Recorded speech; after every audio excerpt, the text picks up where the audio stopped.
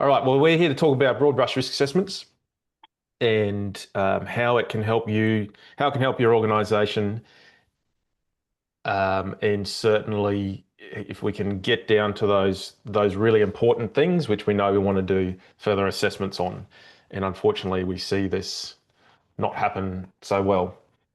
So for those who've been on webinars with me before, I move pretty quick. So yeah, if you've got notifications, flip your phone over. Try not to respond to any other emails or things like that as we go through, because there's about 40 minutes of content, which goes pretty quick. And then we'll have time for some questions at the end. So that's probably the overview context for that one there. So if we're thinking about broad brush risk assessment, because I guess one of the things is, well, what is it? Because we'll talk about what we can do to make sure we have effective ones, but just so we're all on the same page, because we've got a variety of experiences, is think about it's a risk assessment or a rack style risk assessment on steroids. I think that image is actually reversed, by the way. And what it's about is looking across our organization or our business or our site to identify and return a value of what are those critical risks or material unwanted events or primary unwanted events, whatever our term is that our organization has, or material risks. So we're casting a net across. Is someone drawing on the screen, by the way? That's fine. I can roll with that. And to work out what are those critical few things that we then want to proceed forwards. And so generally it's in a rack style template. Now I have seen software that can do this, but it's a rack style template. And that's what we've seen done. Normally do it about once every 12 months. And some people call it broad brush risk assessment. I've heard baseline risk assessment. I think that's the main two. It's not a risk register. A risk register is something different. And so that's it. So if anyone's got any questions, throw something in the chat. That's the whole intent. That's the whole purpose. Some organizations have them. So someone mentioned in hard rock, that's not as common, but in my view, they certainly have a place. Whereas in, let's say, in coal mining, more common. In out of industries, in other ones, it's not as common as well. I don't know how to get rid of that yellow line, but that's fine. So what do you think then could be the impact? This is a question to the group, is if we don't have a broad brush risk assessment, and now you kind of might know what its whole purpose is, what could be some impacts if we didn't have one, or if the quality of it wasn't up to standard, or we had one, but the last time we looked at it is 5 years ago, as an example. Just want to invite you now, 30 seconds, throw something in the chat. What do you think could be an impact of that? Or potentially your organization already is receiving and suffering from those impacts. So if we didn't have a broad brush, we had a deficient one. Throw something in the chat. There's no right or wrong. Someone's got to go first. Just share what you think it could be. And welcome to Tarina and Margot as well, that's just joined us. So put in the chat, what do you think could be an impact? Dan, little or no consensus of what the risks are or where they come from. Mate, you've nailed that. That's awesome. Thank you. We only know consultation or recent consultation. That's it. We need to get some buy-in. It's not just a safety person flogging it. Paul, higher likelihood of incidents, injuries, or fatalities. Yep. So if we don't identify, then what are we working on? Paul, you wouldn't get that root cause. Yes. Paul, again, non-compliance with workplace health and safety. Yes, if you've got a legislative requirement there. That's good. Margot, unable to plan priorities. I like that. We might get a chance to talk about prioritisation. Eric, primary risks not identified. Now effective controls for staff contractors. Awesome. That's some really good ones. I agree with all of those. Paul, damage your reputation. Yeah, if we get that wrong. Thank you. And good morning to Rob, who's also just joined us. Okay, so thank you for that. That's some really good insights, and I'll keep leaping back to you all. So broad brush risk assessments, what's the problem? Is there a problem? Yes, there is. In the work that we do, I saw organizations that either don't have them and that creates some issues, which people have just shared, or they do have them, there's a lot of opportunities for improvement, there's some deficiencies. And so I see this time and time again. And Bretna, this is our layer 4. It'd be difficult to go deeper on those risks, need additional analysis. Come back to that to Bretna, there's a model at the end.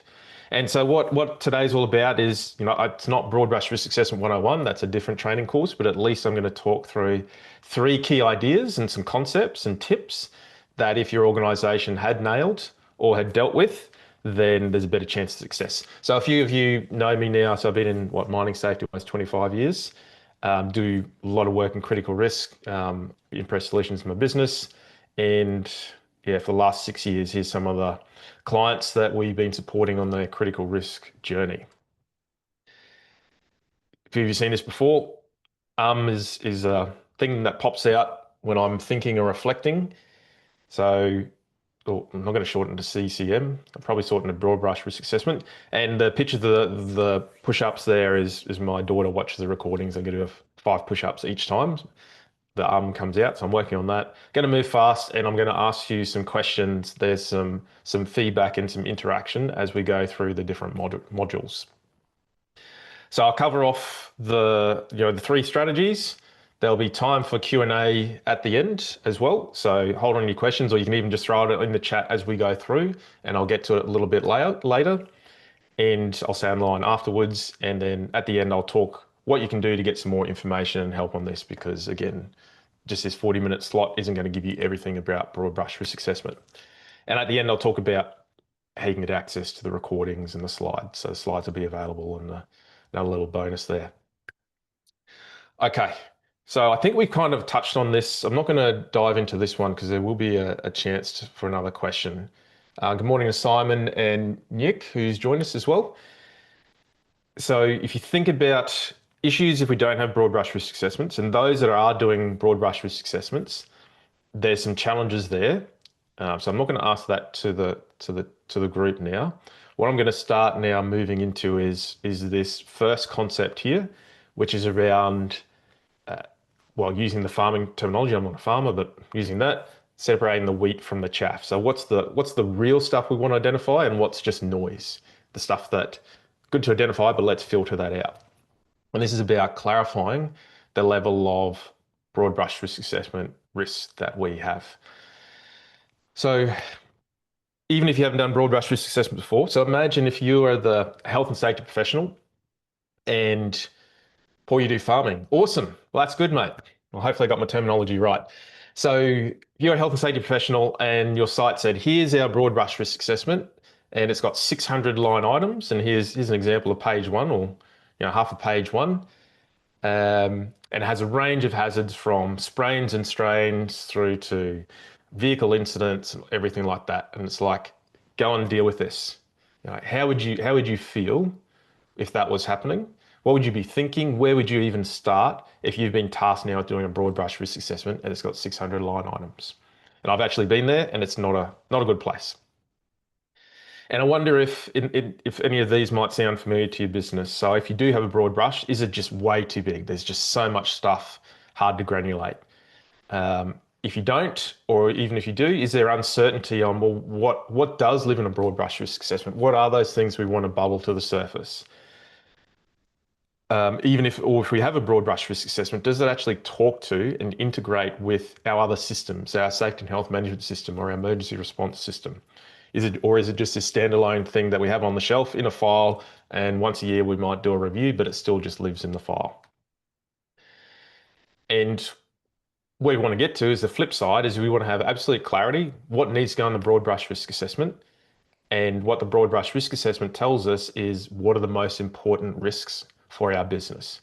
Someone mentioned prioritization, and even what do we prioritize first?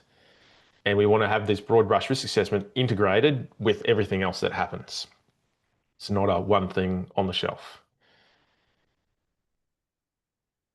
So one of the questions is, let me just go board, is, well, how do we go? Think about where your business is right now. You might have hundreds or thousands of risks. And from a broad brush risk assessment perspective, we only want to get to those critical few. And so what can we do and to get to those critical few? Because these critical few we would then take through a whole critical risk management process, which we're not covering today, but it's where we do bow ties and critical controls and things like that. And that's the question, isn't it? What do we do? What could we do to filter out, separate the wheat from the chaff? Good morning, Sarah, and morning, Margot, again. So one thing we can do is this idea of materiality criteria. Yeah, thanks, Paul. There's a step before that, materiality criteria, and that's a consequence criteria that meets a certain threshold. So it's like, Christian, that's a lot of words. Okay, what's a different way we can look at this? And a few of you have seen this before. So picture, well, your business would have a likelihood and consequence table, like a risk matrix. And what we can see pictured here is an example, training example of a consequence table. Yep, where we can see from level 1, negligible, all the way through to 5, catastrophic, and then the different types of health and safety, environment, finance, etc. And so what materiality threshold's all about is it's saying, well, where am I going to draw my red line that if I have if an incident results in something that's above my red line, that's material for my business. And that's a type of incident I want to capture in my broad brush risk assessment. So for example, we can see here, this is an old one, but let's say anything with a single fatality in terms of health and safety, any type of incident within my business, that's something I want to capture. That's something I want to know about. That's important for me and for my business. Whereas we can see here from an environment perspective, it's a different threshold. We're at level 3 here. And based on the criteria that's in the consequence table, we'll determine where we set the line and what the guidance is and everything like that. So materiality threshold is the red line. You know, figuratively speaking, anything above that, that's the things I want to capture in my broad brush. Anything below of, we're not saying it's not important for the organization, but what we are saying is we've already got things in place, so other risk assessments and procedures and documents and things like that. In terms of us elevating and really prioritizing, these are the things that we want to know about. So this is our starting point when we're thinking about broad brush risk assessment. We need to define what's material for our business at the moment. And ironically, within Queensland mining right now, with the change to the legislation, this is actually required to be done by the operator. So if we then go back to this idea from our filtering, so we've got all of our risks, we apply some materiality criteria, our red line, to say, okay, well, this is what flows into our broad brush risk assessment. That's a different style, but let's say this is what flows into our broad brush risk assessment that we want to capture. And then further downstream, we could then even do some other filtering to say, well, what do we actually want to create critical controls for? But I won't talk about that one too much. So the key point here is around materiality criteria. So I helped a client that they had 300 risks, so 300 risks in their broad brush risk assessment. And by the time they had separated out controls, there was like 1,200 line items in their broad brush risk assessment. No, actually, I'm looking at my notes. It wasn't 1,200, it was 1,500. So can you imagine sitting down at the start of a risk assessment knowing you need to look through 1,500 lines? It'd just be painful. And I've been there, and it is really, really painful. So not surprising, they were overwhelmed. They were like, how do we even start? Do we even want to run a session like that? And the simple solution is they hadn't defined their materiality criteria. So we took the materiality criteria, applied it to their 1,500 line items, their 300 risks, and we're able to go from 300 to 168 just by doing that direct filter. So needless to say, that was a lot more palatable. And there was a lot more buy-in, and then we're actually able to proceed forward with a effective review, looking at the right things. Okay, so a question back to you. This is easy. You just got to choose a number between 1 and 10. Does your organization have clearly defined materiality criteria? So 1 is no, we don't, haven't even thought about it. 10 is yes, we've got it, we've nailed it. All right, Paul, you got a 1, Margot's a 1. Okay, who else? I'll say Paul Waring's a 1. Oh, luckily, both Pauls are 1s. Gary, 1. Dan, 3. Zoom user, who's a mystery, 7. Thank you. Leone, no, you shared that. Not yet. Chris is a 3. Who else? Got some other people on the line. What's your number between 1 and 10? What have we got? Eric. Tarina's a 10. Oh, that's awesome. We've got Simon, Rob, Nyek, 6. Hopefully I pronounced your first name right. Breton is a 10. Tarina's a 10. Oh, okay. Simon's a 5. Eric a 3. Okay. I'll keep an eye out for anyone else that throws in. Thank you for those. Okay. I can get a good sense now where people's businesses are at. So what have we just talked about rounding out this? So we've talked about the impacts if we don't clarify where our broad brush needs to be. We use materiality criteria, what's our red line for our business, to work out what flows into this. And I gave an example of a client who actually applied it and reduced their line items by half, and therefore their work by half. So what type of impact would it make to your business if we had absolute certainty on what level of risk needed to flow into your broad brush risk assessment? So now you know. Now you know the strategy, and now the choice is up to you if you're going to. Certainly for those that are on the ones, or let's say less than fives, is there some work for your organisation to define materiality criteria? And can that then help with the whole ecosystem that you've got around critical risk management? So rounding that out, so materiality criteria is important to help us identify the hazards, and that's one of the key strategies to identifying those true critical risks. Okay, so next idea, assess our business processes, which you can see wording here. All right, so imagine if you've just done a whole bunch of work on a broad brush risk assessment, you slaved away for 6 weeks, okay, it's all done, you hand it over, you think it's all pretty, and then someone says to you, actually, you know what, you've missed a number of these key activities. So for example, we've got a contractor comes in once every 6 months and does abrasive blasting. And we also do this high risk activity over in the village, and neither of those have been picked up. So there's a few things. How would you feel about that? And then 2, what's gone wrong in the broad brush risk assessment process that we've identified these things after the fact? And then what could we do to resolve this immediately and then in the future as well? So when we have those scenarios, what we see is, there's this focus on hazard checklists and historical risks. And there's uncertainty, general uncertainty if the broad brush risk assessment covers everything. Like people just don't know, or they haven't done that due diligence. Can you just make sure everyone's just muted their microphone, please? I'm just getting a little bit of feedback from someone there. And where we want to be? Well, here's a prompt question actually, which a lot of people miss.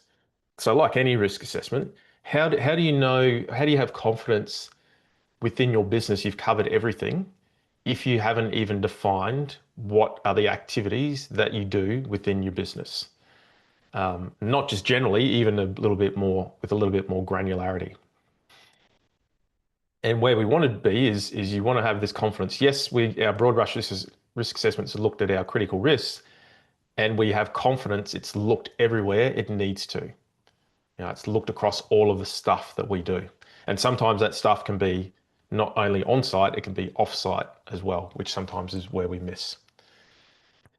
So how can we move through this? So there's at least 2 ways. There's probably many more. So one of the things here is around, well, how do we actually map or define what our processes and activities are? So on the right-hand side here, you can see an example of a flow diagram, and your business might have some of those, you might have part of those. They can be useful, and this starts to map out all the different things we do, and we can use this as a cross-reference into our broad brush. Because I'm pretty simple, and I've got a simple brain, what I've seen works pretty well is a simple table-based view where we follow our org chart, where we have our highest level, then our next level of categorization, and then we get down to more of a activity level as opposed to a task level, and we granulate it out that way. And by building out these things, we get line of sight on, well, what do we actually do here? And it doesn't take, an expert to look at this list and say, okay, if it says something like, okay, I do underground scaling, so, with the bars, okay, well, there's probably going to be a risk here of some strata failure, okay, just as a simple cross-reference. And part of this too, which I'm not going to unpack, we cover this in the training, is we just need to make sure we go to the right level. So we don't want to boil the ocean and end down and we're doing task 1, task 2, task 3, task 4. But also we want to go to a level where we have some type of granularity, where we get some good insight. So what you can see pictured here is an example of what a breakdown could look like. And we can see where the broad brush risk assessment can sort of segment that out. to help us identify these critical risks. And if we went deeper, it's not a waste of time. That's more when we're looking at our risk register and safety and health management system. And actually, when we've done some work with some clients, we've added in an extra column here, column 4, where we went deeper. Obviously, it's some extra work, but then we're able to use that column 4 as a cross-reference to the safety and health management system, where we could look at SWIs and JSAs, even procedures and things like that at that level. So how do we use these things? So if I've done the process map, and I mentioned this a few times, so we can then use that as a cross-reference when we're doing front-end loading. So what does front-end loading mean? That means, like any risk assessment, I'm going to draft it up before I get in there. I'm not going to start with a blank sheet of paper. So if I'm now starting to think about my risks and I've got my process map, I can actually think about and forecast, actually, here can be some other risks we at least want to consider because I know they're associated with these activities. We actually then use it within the session as well. At the end, we've done our brainstorm, we go back to our process map or our table and we go through it and say, okay, for this activity of I don't know, water treatment plant maintenance, could there be a material risk here we haven't yet thought about? And we have a bit of a chat and we say yes or no. And if yes, then we flag it, put it onto our broad brush risk assessment. And yes, we use this as a cross-reference as opposed to the primary driver. So that's a bit about the how-to. And interesting way in which we use this for a client. So it was a client again in the Bowen Basin, and it was off-site, and they had this area that they are responsible for, which was like a main public access road, had some processing, had some workshops, train loadout area as well. And so there's a bunch of activities, and it was all performed by contractors. And the client, so the mining house, wanted to know, well, they wanted to do a broad brush. They wanted to know, well, actually, what risks are here? Because we're not even in charge of this, so to speak. They had a broad brush that had 30 line items, but they just didn't know if it covered everything. So we did the broad brush risk assessment session, and then on the first day, it was probably at least half the day, what we did is we actually mapped out the process map to define what all the different tasks and activities that happened in this geographic area that the mine was responsible for. And by going through that, we actually added an extra 30 risks to the broad brush risk assessment. And the result was, well, the client was happy because they had now line of sight, well, what are the risks and what are the activities that happened in here? And then contractors were happy because by mapping out all of the activities, they then knew what they had to have in their safety and health management system and demonstrate to the client that, yes, we got these risks identified. So it was an interesting outcome, but we did the work.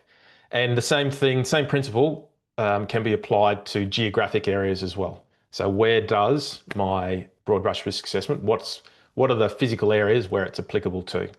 And we also use that as a cross-reference, but I'm not going to unpack that too much. Okay, so back to you, scale of 1 to 10.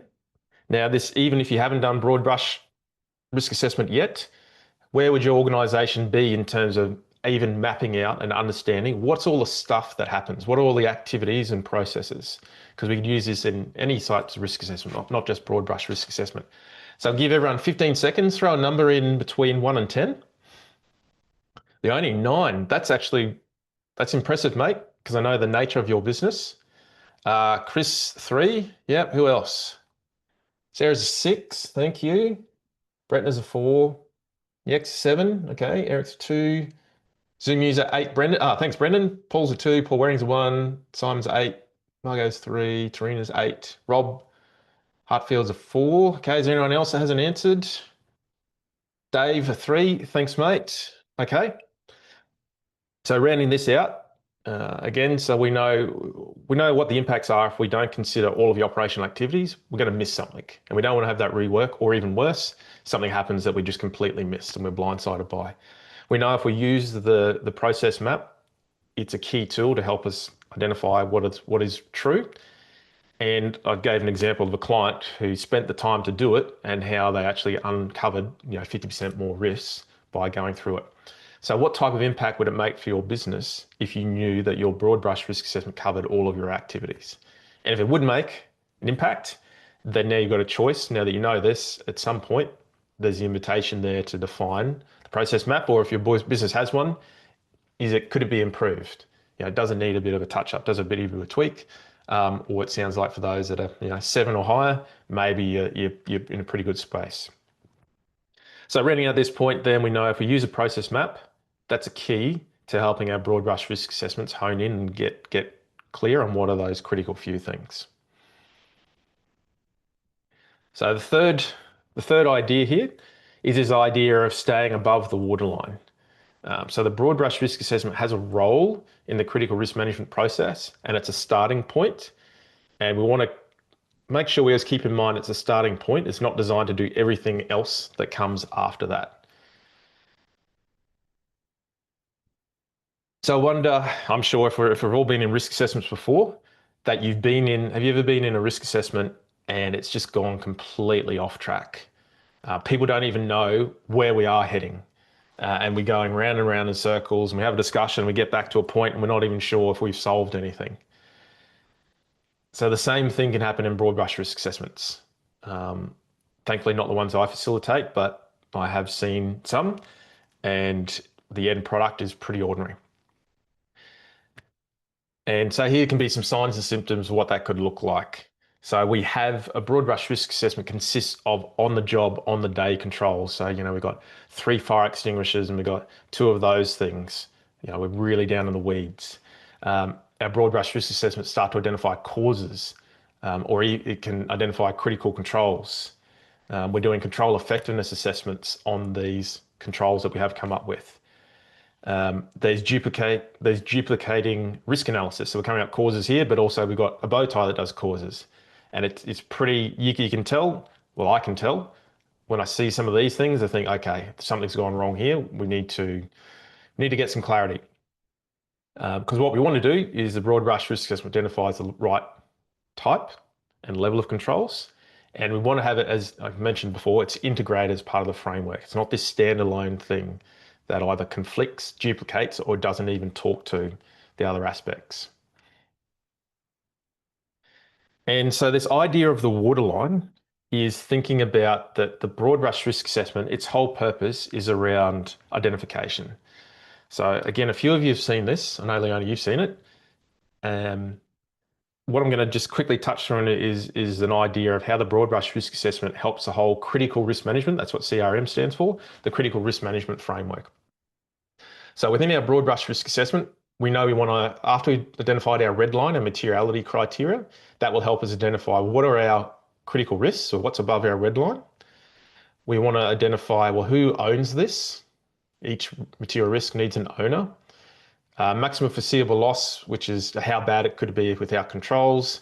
And what are our high-level treatment plans or strategies for this risk? And residual risk ranking, so likelihood consequence with controls or treatment strategies, where do we end up? And residual risk can then drive prioritization. So that's where it starts. And then from there, let's say if the broad brush risk assessment identified 30 risks, each one of those risks is going to go on its own little journey. So subsequent to the broad brush, we'll then go and do a bespoke risk assessment on that risk. So I'll give the example, but a bespoke risk assessment could be a bow tie, could be something else, where we go and pull it apart. What are the causes? What are the consequences? What are those really key tactical controls? We'll identify that. Out of that, we might identify critical controls. And those critical controls will have what we call performance standards. Don't worry too much if you haven't heard that term before, but it's just some more information about the critical control. And then I'd expect to see in my safety and health management system a document that describes all of this, what the risk is, what its context is for the organization, how could it happen, what are the key controls, what are the critical controls. That's what the purpose of this management plan could be, or it could be a standard operating procedure, it could be a standard, doesn't really matter. And so if we had 30 critical risks, there would be generally 30 of these vertical pathways. And over here is an example of if we had surface fire was one of our critical risks, thinking from on a mine site, it might have surface fire, it could be underground fire. We have a bow tie, the performance standards and fire management plan. And so the idea of the waterline is that the broad brush risk assessment stays up here, does these things, it doesn't duplicate any of the activities that happens down here.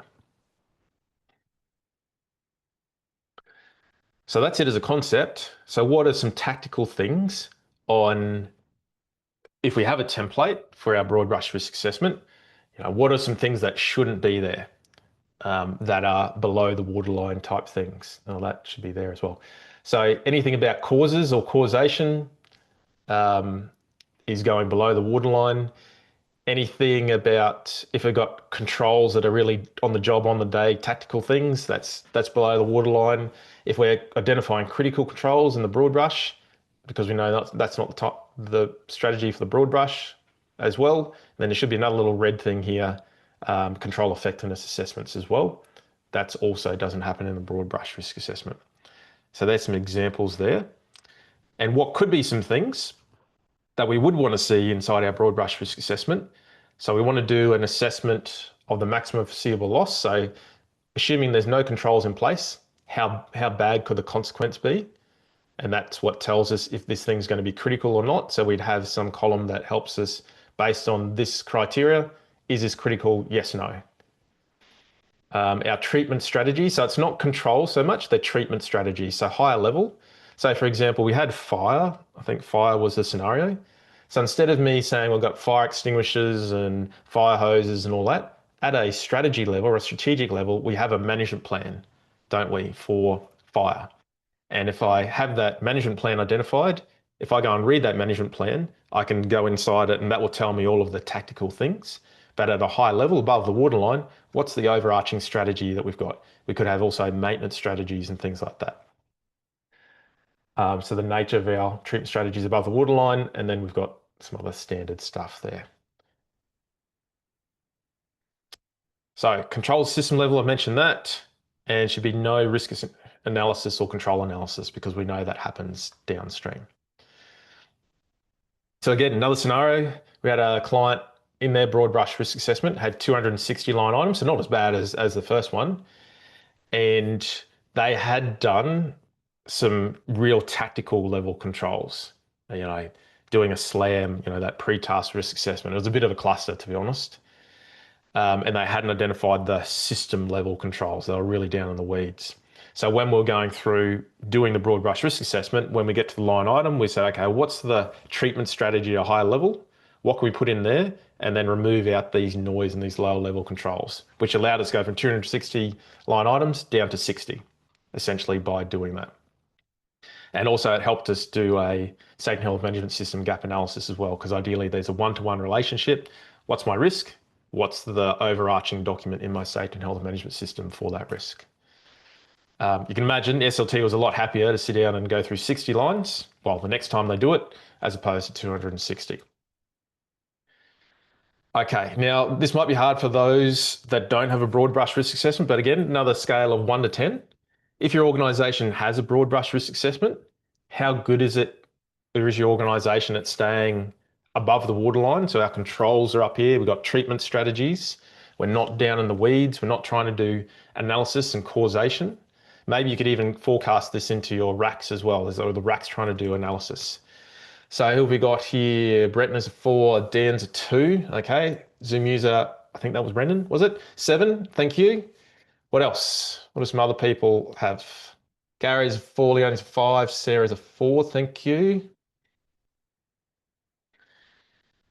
Anyone else in there? Now, I know this is probably more bespoke if you actually have a broad brush risk assessment. So I guess rounding this out, we talked about the idea of the waterline. We can have the right columns. Rob, nothing in place. No worries, Rob. I can help you with that a little bit later. We can have the right columns to make sure we stay above the waterline, and we saw an example there for a client that we helped with that. And we've seen now what the impacts are. So if you can, got a choice. If you help your organisation stay above the waterline, you're going to get a far better outcome and really get to that point of revealing the true critical risks. Okay, so I think I've done that. So rounding out some of those key points. So materiality criteria. So setting our red line is key to help us filter out the noise to get to the true critical risks. The process map, defining that helps us understand all the activities to then work out as another insight into what the risk might be. and staying above the waterline, keeping it at a high level and at strategy level as opposed to down in the weeds. So question back to you.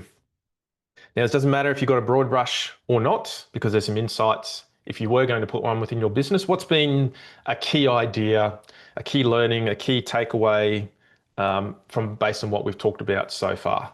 So I'll give everyone now, let's say 30 seconds to just throw something in the chat. What's been an idea, aha, something like that. We've got 18 people online, including me. So let's say there should be 17 responses as close to. Chris, keeping the assessment above the waterline. Excellent. Thanks, mate. Yes, you don't want to end up down in the weeds because I've been there and it's a very painful place and everyone feels the pain. Thanks, mate. Dave, saving a top process map and keeping it simple. Yes, only the risk assessment we completed got into the weeds too much. Thank you. Margot, defining the MRC. Yes. Dan, keep above the waterline. Don't let it cover everything. Yes. Rob, Hatfield, above the waterline, understand what should be filtered out. Yes. So the idea of, so we can still have it cover, the scope can cover everything, we're just returning back those high level ticket things. Thank you. Who else? Who else is going to throw something in? Let me see who else is around. Bretna, the 3 ideas. Okay, well, that's good. Thanks, mate. So you need to fall back in a tactical low level instead of keeping system treatment strategy, keeping it above the waterline. Brendan, thank you. Thank you for clarification. I think that's just about everyone. There's probably a few others. Cool. Thank you for that, Simon. Keeping the focus on critical control rather than getting caught up in the small details. Yeah, that's it. Poor learnings on materiality threshold. Yeah, that's a real journey for your business. Once you can get through that, because it's about, what is it, distribution of effort, isn't it? You know, the 80-20 rule. What are those 20% of things that are really, really important? Let's nail them. Let's not get distracted with the other 80%, which we can do. Okay. Thank you. So, clearly everyone showed up today because, let me just move that over there because everyone, so there might be some confusion. You're curious about broad brush. You've got some broad brushes which maybe aren't hitting the mark. Maybe you want to understand how you can move it forwards and regress it. So clearly there's a number of that. We talked about some pain points. So how do I do it? So you can do it the slow way that pretty much I've been doing for the last 10 years, trial and error, try some stuff, learn some stuff, implement some stuff. Or there's another way as well. And I mentioned right at the start that I can tell you what you can do to get some more information on that. Now, previously I used to say, oh look, we can do a free review of your broad brush. But now we've evolved this. So what we're offering is pretty much a free trial. We've got this AI platform which can take your information and create a broad brush risk assessment. Saves so much time. It's crazy how much time it saves. And to really help hone in on what are those critical few things. So it's not for everyone. So if you've already nailed your process, it's pretty entrenched and you don't think it's going to add any value, probably not for you. This is probably more for people, maybe at the start, haven't even done it, or you think it's pretty unwieldy, it's not that value add, and you think it could be involved and improved, then that's essentially, that's who we're suggesting it to. What's it all about? For me, I've seen so many businesses just get broad brush risk assessments wrong, and then the whole critical risk management ecosystem afterwards, it's just focusing on the wrong things, and they've missed some things. And I'm only a one-man band, so the more I can help you guys get your broad brush risk assessments right, it's going to be better. And our mission's all about saving lives at work. A few little screen grabs in here. It's pretty cool actually. It can even take your risk matrix, upload it, and then populate the columns. In all of that, the guys have done a really good job. We can cross-reference against the library as well, make sure there's no duplicates. You can upload your SHMS and it can pre-populate document names. Future evolution will be, it can interrogate the documents and understand if the documents are overdue or if there's a missing document. It can flag now if there's a missing document, but the future iteration will be if it's past the expiry date and then automatically calculate an action. Anyway, I won't get too much into that. So that's certainly what we're offering for you guys are probably some of the lucky ones. And what's the benefits? Save time, save money, can cross-reference with a library, and can give prioritization of effort. I don't think I need to say much more about that. But it's only not offering it for everyone because it will be paid at some point. But 5. So if you're interested, I'll have a link later on. I'll send it out to everyone who's on this. And the second thing as well is, and I think Paul, you mentioned it right back at the start, is we also run training in that whole critical risk management framework, so the whole end-to-end cycle as well. So we've got another course coming up. Do I have the dates there? Yeah, September 24th, 25th. So Leonie, who's on here, you've been there. I don't think anyone else who's on the line has been to it. And so what we do is we go through everything end to end, unpack it. So like broad brush risk assessment, how do you run a broad brush risk assessment? How do you scope it? How do you facilitate? What should it look like? Bow ties, same thing. Critical controls, control performance standards. We go through the whole thing in 2 days, and that one's virtual as well. So we're not going to have this tyranny of distance. So if you can, I encourage you to get yourself involved. I'll have a link which you can send out as well. So that's at least 2 things, 2 strategies there, how we can help you with your broad brush risk assessment. A bit about satisfaction, don't need to worry about that. And the third one is, again, this is images reversed, but also we can give you a copy of the template, the Excel-based version template that we use as well. Because again, can help you move forwards with that. You don't need to try and reinvent the wheel. So there's a few things there. Sorry. Okay, Brett, I'll come back to you, mate. Thank you. A lot of you guys know who we are, what we do lots of things. That's in the slide pack. So now we have time for questions and comments. So I'm going to look at Bretna's first. Well, not first, but shortly. If you have a question or a comment, throw it in the chat, please, or an observation, anything, because now we've got probably at least 5 minutes where I can devote to that before we just get into the wrap-up stage. But please, use the time while we've got it. Ask a question, comment, anything, and we can go on from that. So